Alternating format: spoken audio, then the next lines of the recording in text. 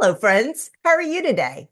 So, we are talking about those things that hinder us from achieving our best, those self limiting thoughts that play in our head that ultimately we give life to that might hinder us from achieving all that we were created to be. And that topic is coming up more and more in some of the conversations that I'm having, whether it's related to executive coaching, business development consulting that I'm doing, or even some of the productivity conversations that I'm having with some of my clients. And with their permission, I always get permission from my clients before we get started in an assignment.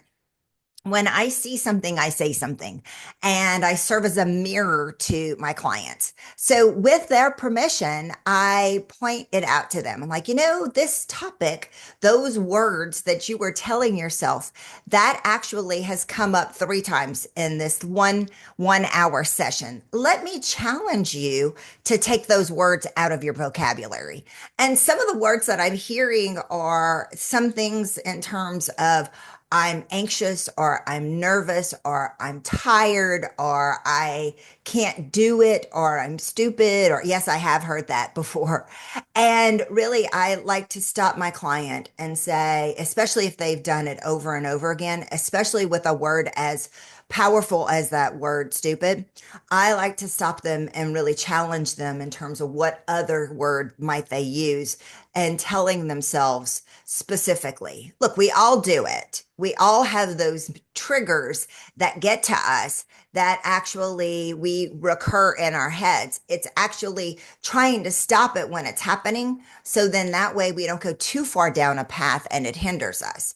Simon Sinek says, specifically related to anxiety or worry, if we change that word to I'm excited rather than I'm anxious. Say, for instance, you have a speaking opportunity and you get anxious if you have to speak in terms of, it doesn't matter if it's a large group of people or it's three people.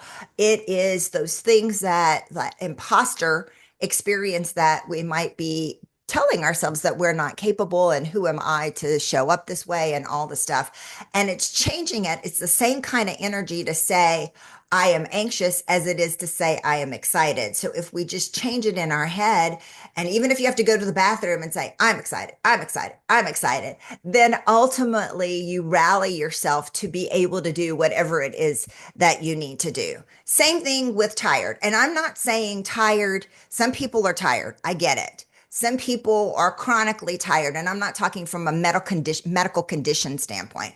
I'm talking about those high achievers that continue to add to, as I hit my microphone, add to their plate and have that fear of missing out. If they're a leader, they have the inability to shed and delegate from their schedule.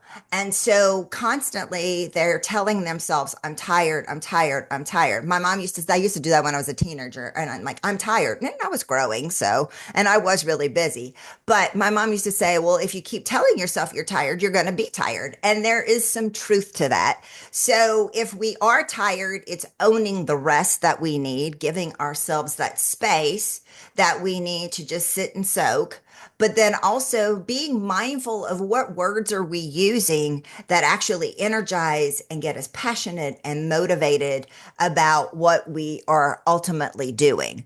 And then the stupid word, the word that person was using, it was someone who is carrying some things from their teenage years with them that I was really challenging him, really consider putting that in the past, owning the achievements and celebrating the achievements that you have been able to acquire in the last 18, 20 years of your career, and celebrating that, forgetting about all that stuff that was happening in high school and all those people that were categorizing you in a certain kind of way.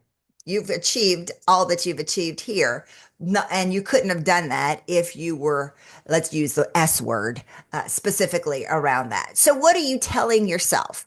And I get it. When we are truly tired or angry or hungry or sad or all the emotions, our inhibitions actually our ability to guard our mind actually has the opportunity to not be guarded.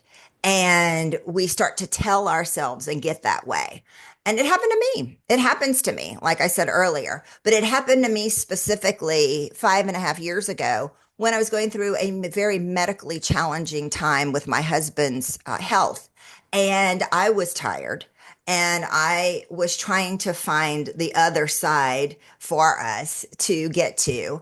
And the drill sergeant, that's what I call her, she sits on that shoulder and she's very, very demanding. And in a good, ambitious way, she has served me really well in my 32-year career.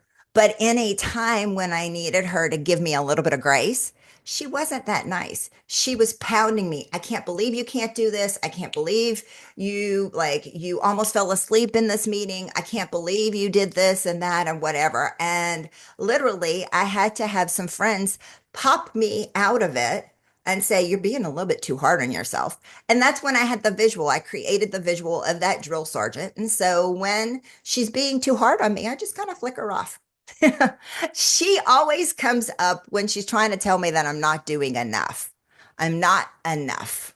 And so, what about you? There's a trigger. We all have those same triggers. They continue to, our brains know what works for us and what gets us up and what gets us down.